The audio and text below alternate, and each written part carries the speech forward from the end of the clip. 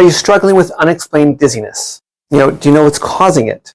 Today, I'm going to talk to you about a condition that might be the problem, cervicogenic dizziness. It's frustrating to be suffering with dizziness without having any answers, even after visiting many doctors, therapists, specialists, but there is hope. And understanding the causes of dizziness is the first step. In this video, I will share with you the 4 most common causes of cervicogenic dizziness and explain them to you in an easy to understand way. And by the end of this video, you'll fully understand the main causes of cervicogenic dizziness. The goal for this video is to give you the peace of mind that comes with understanding why and guide you towards potential solutions. Not only am I going to explain these 4 possible causes of cervicogenic dizziness, but I'll also show you one of the most effective and often missed ways to treat cervicogenic dizziness for permanent relief.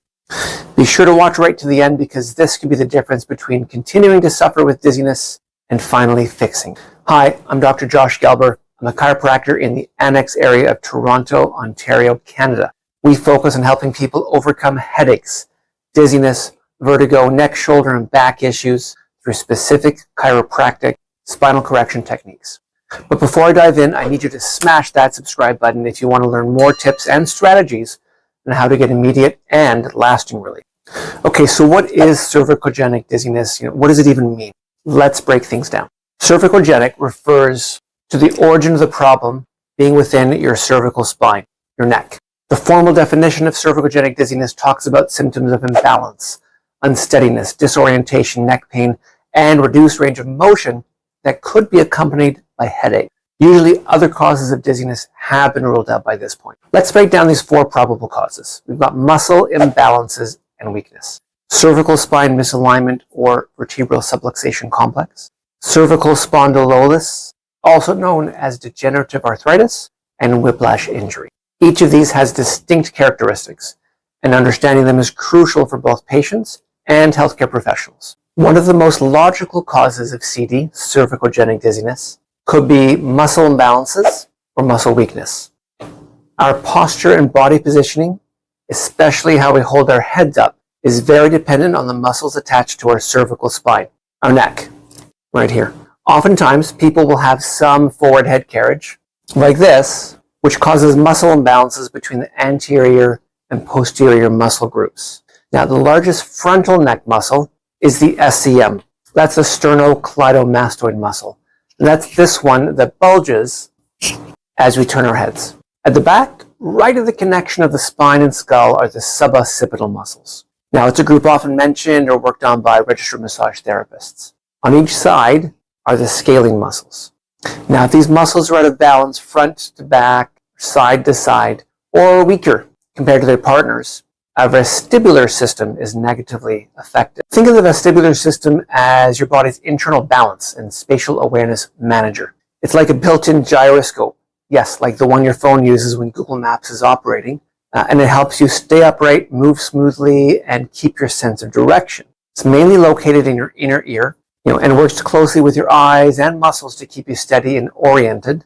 Thus, it can lead to issues like dizziness or feeling unsteady in your feet if impacted. Cervical spine misalignment or vertebral subluxation complex. Think of your neck as the central command center for balance and coordination. Now, when the cervical spine, which is part of this control hub, is misaligned, it can disrupt signals it sends to the brain about your head's position. This confusion in communication between the neck and the brain can lead to cervicogenic dizziness, again, making you feel a bit off balance or dizzy. It's like a communication glitch in the body's balance system. Cervical spondylosis, also known as degenerative arthritis. Over time, unaddressed spinal misalignment, specifically in the neck and the upper vertebra of the neck, can degenerate. This can be called spondylosis, degenerative arthritis, spinal stenosis. An X-ray or MRI report may refer to bone spurs or osteophytes. All of these refer to the same overall process where the spine degenerates from here to here and affects the discs and nerves of your neck. This may directly affect signals to the brain, as mentioned previously, or impact the muscles involved in proprioception. That's feedback from the sensors that provide information about joint, position, and movement. Same potential outcome, dizziness or feeling off balance. Whiplash injury. Think of whiplash as a sudden, forceful shake-up to your neck. Like a roller coaster jolt, car accident, this rapid motion can mess with the alignment of your cervical spine and strain the supporting muscles really easily. When the neck undergoes this kind of trauma, the same potential dizziness can occur.